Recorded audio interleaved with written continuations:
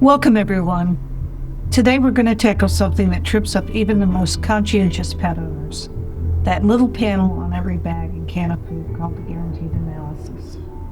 You know, it's got all those percentages that seem important, but honestly, most people just glance at them without really understanding what they mean. By the end of our time together, you're going to know exactly how to read those numbers, what they're actually telling you, and more importantly, what critical information they're leaving out. Let's start with the basics. The guaranteed analysis, or GA for short, is legally required on every pet food package sold in the United States. You'll see it listing crude protein minimum percentage, crude fat minimum, crude fiber maximum, and moisture maximum. For most people, this is where their nutrition comparison begins and ends. They'll pick up 2 bags, see that one has higher protein, and assume it's the better food. But here's the thing I've learned in over 20 years in this industry. That assumption is often completely wrong. The GA provides baseline information, but it's also one of the most misunderstood and misused tools in pet food shopping.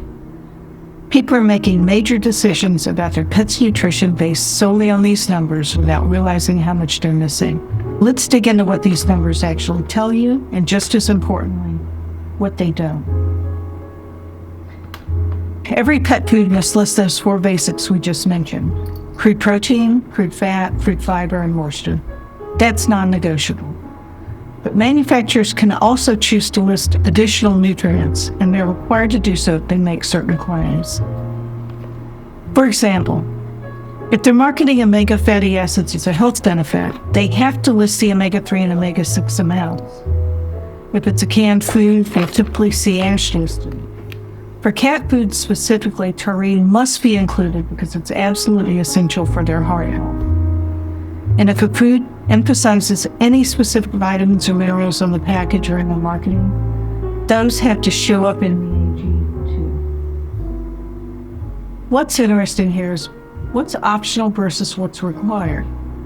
This tells you something about transparency. Some manufacturers will voluntarily list more information than required, which I always appreciate when I'm evaluating foods for clients. This is where it gets interesting, and it's something most pet owners never think about. That word crude in front of protein, fat, and fiber. It's not just technical jargon, it's actually a critical qualifier that completely changes how you should interpret these numbers. When we say crude, we're talking about the method of measurement. These are standardized laboratory tests that measure the total amount of a nutrient through chemical analysis. The protein test, for instance, actually measures nitrogen content and then calculates protein from that. But here's the catch. It measures quantity regardless of source or quality. What measurements don't tell you is anything about digestibility, bioavailability, or whether your pet's body can actually use the nutrient. And this creates a huge problem. Ready for this? Protein from premium cooked chicken breast and protein from indigestible chicken feathers both register as crude protein on that lab test. Same with protein from corn gluten or even old-leather boots, theoretically. The chemical test can't tell the difference. This is the single most important concept I want you to walk away with today. The guaranteed analysis tells you quantity, not quality.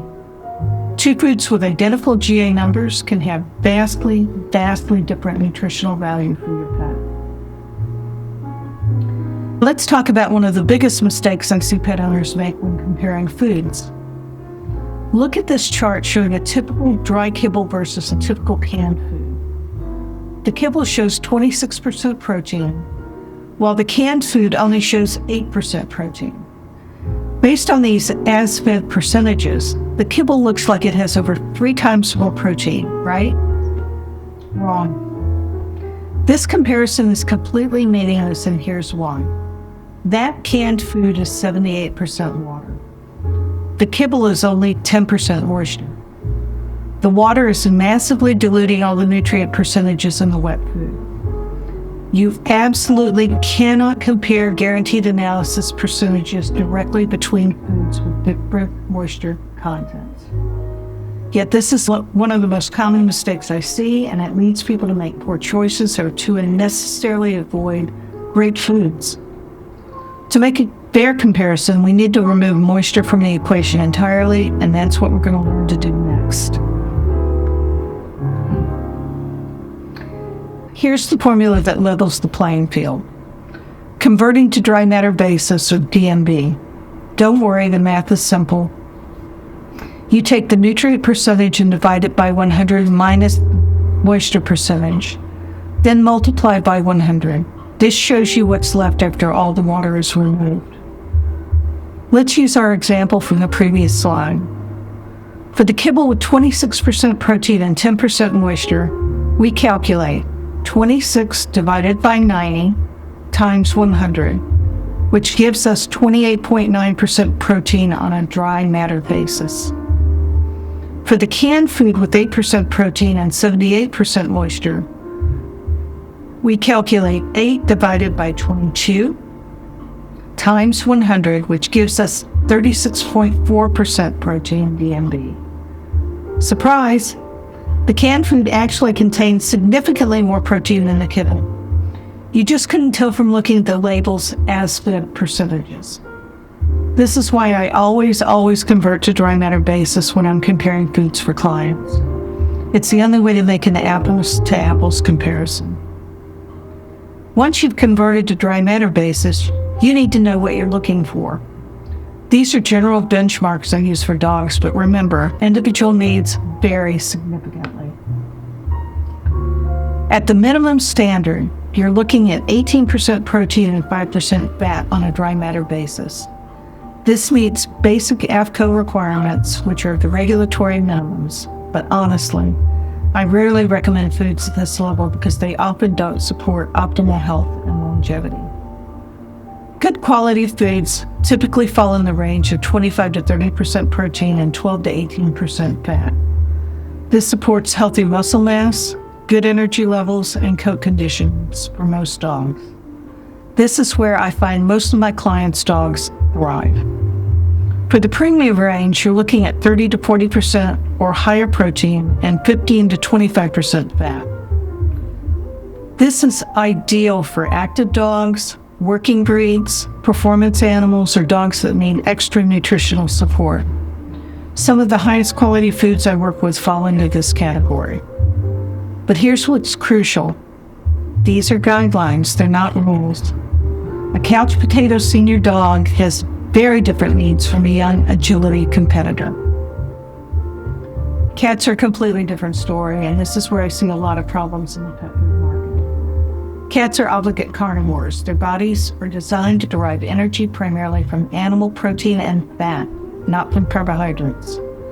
They have significantly higher protein and fat requirements than dogs, and quality matters even more because they have limited ability to process plant-based proteins. Looking at the chart, you can see the minimum is 26% protein and 9% fat. Good quality is 35 to 45% protein and 15 to 20% fat.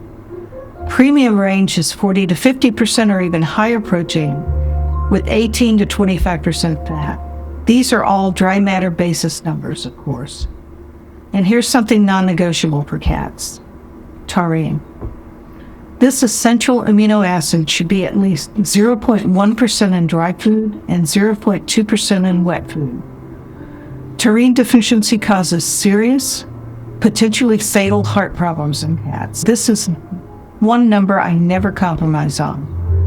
If a cat food doesn't list taurine, I want to know why, and I'm usually looking elsewhere.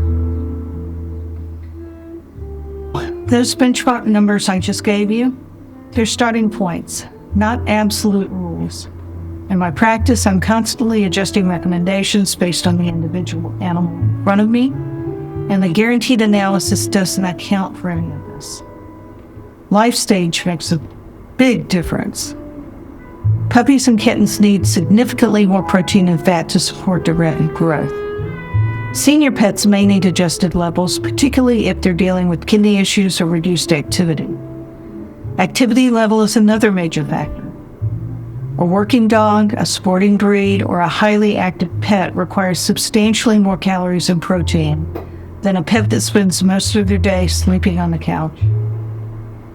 Health status completely changes the equation.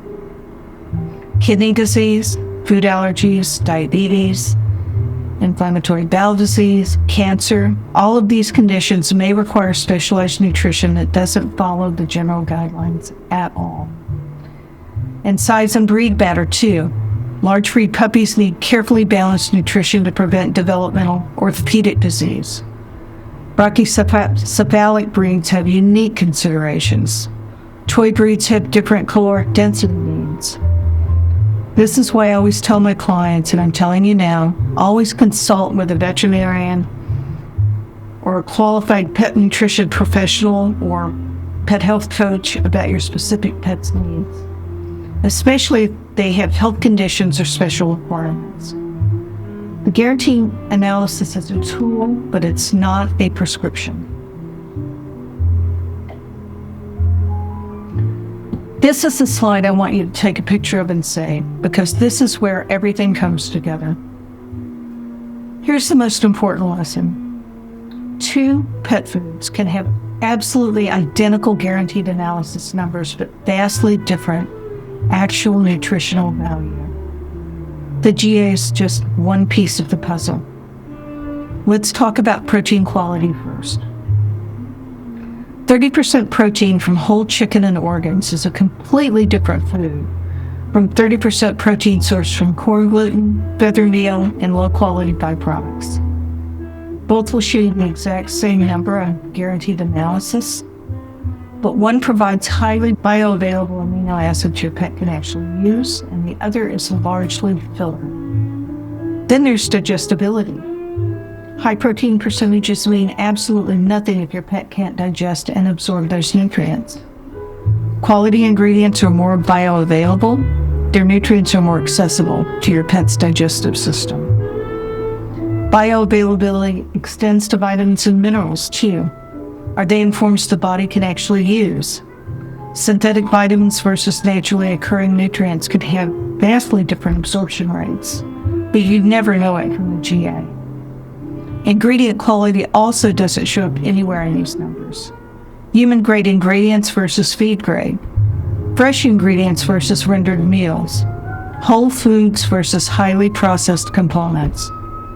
None of this appears in your guaranteed analysis, but it makes an enormous difference in the actual nutrition your pet receives. And here's something that surprises a lot of people. The GA doesn't list carbohydrate content at all. You have to calculate it yourself. Here's the formula. Start at 100 minus protein, minus fat, minus moisture, minus ash will give you the carbohydrates contained in that formula. When you do this calculation, you'll find that many pet foods are surprisingly high in carbs, especially grain-free foods that use large amounts of peas, lentils, and potatoes. Here's my bottom line after 20 years in this business. Use the guaranteed analysis as a starting point for comparison. Absolutely. Learn to convert to dry matter basis, it's essential. But always read the ingredient list carefully. Research the manufacturer's quality standards and sourcing practices. Consider your individual pet's needs. Talk to professionals who understand nutrition on a deeper level. The numbers tell part of the story, but they don't tell the whole story. Your pet's health depends on you understanding both what these numbers mean and what they're not telling you. Thank you for your time today. I hope this gives you a much clearer understanding of how to read pet food labels and make truly informed decisions for your pets. If you have questions about your specific pet's nutritional needs, I'd love to work with you to develop a customized approach that supports their optimal health and well-being. Thank you.